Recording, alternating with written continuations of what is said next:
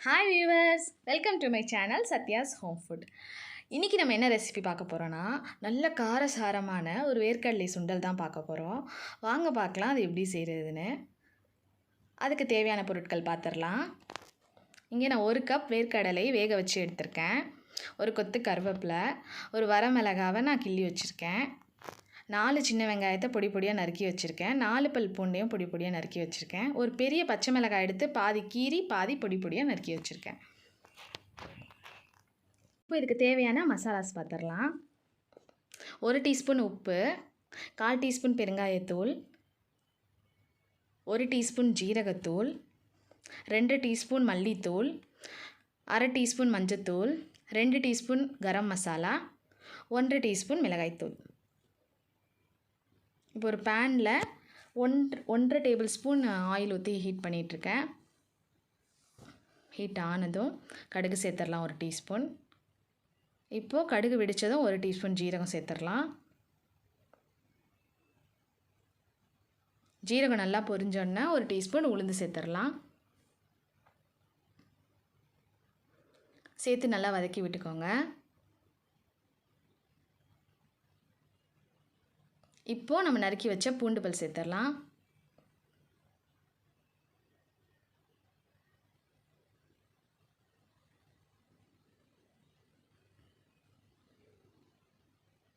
இப்போது வெங்காயம் சேர்த்துடலாம். வெங்காயம் சேர்த்து நல்லா வதக்கி விட்டுக்கோங்க. ரொம்ப நேரம் விட்டுறாதீங்க, நம்ம பொடி பொடியாக கட் பண்ணதால் கரிஞ்சிடும். உடனே நம்ம இப்போ கருவேப்பிலை சேர்த்துடலாம். இப்போது நறுக்கி வச்ச பச்சை மிளகாய், அப்படியே கீறி வச்ச பச்சை மிளகாயும் சேர்த்துடலாம். கிள்ளி வச்ச வரமிளகாய் எல்லாத்தையும் சேர்த்து நல்லா வதக்கிக்கோங்க. இப்போ இது நல்லா வதங்கின அப்புறம் நம்ம சொன்ன மசாலா எல்லாம் சேர்த்துடலாம். இப்போ சேர்த்து நல்லா வதக்கிக்கோங்க. இந்த மசாலா நல்லா பச்சை வடை போகிற அளவுக்கு ஒரு 1 நிமிஷம் வதக்கினா போதும். வதக்கிட்டு 1 நிமிஷம் விட்டுட்டு நம்ம வேர்க்கடலை சேர்த்துடலாம். இப்போ 1 நிமிஷம் ஆன அப்புறம் நம்ம வேர்க்கடலையே சேர்த்துடலாம். சேர்த்து நல்லா மிக்ஸ் பண்ணி விட்டுக்கோங்க. அந்த மசாலா எல்லா வேர்க்கடலையும் படுற மாதிரி. இது டக்குன்னு செஞ்சிடலாம். அவ்வளோதான், பாருங்கள் நல்லா மிக்ஸ் ஆகிட்டு.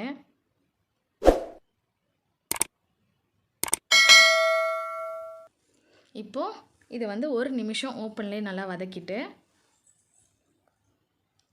ஒரு 1 நிமிஷத்துக்கு நம்ம என்ன பண்ணலான்னா மூடி போட்டு வேக வச்சிடலாம். அப்போ தான் அந்த மசாலாவோட நல்லா வேர்க்கடலையும் சேர்ந்து நல்லா வேகும். இப்போ 1 நிமிஷம் ஆயிடுச்சு, நம்ம மூடி போட்டுடலாம். மூடி போட்டு 1 நிமிஷம் இருந்தாலும் போதும். இப்போ பாருங்கள், 1 நிமிஷத்துக்கு அப்புறம் நல்லா மசாலா நல்லா இதாகிட்டு வேர்க்கடலையோட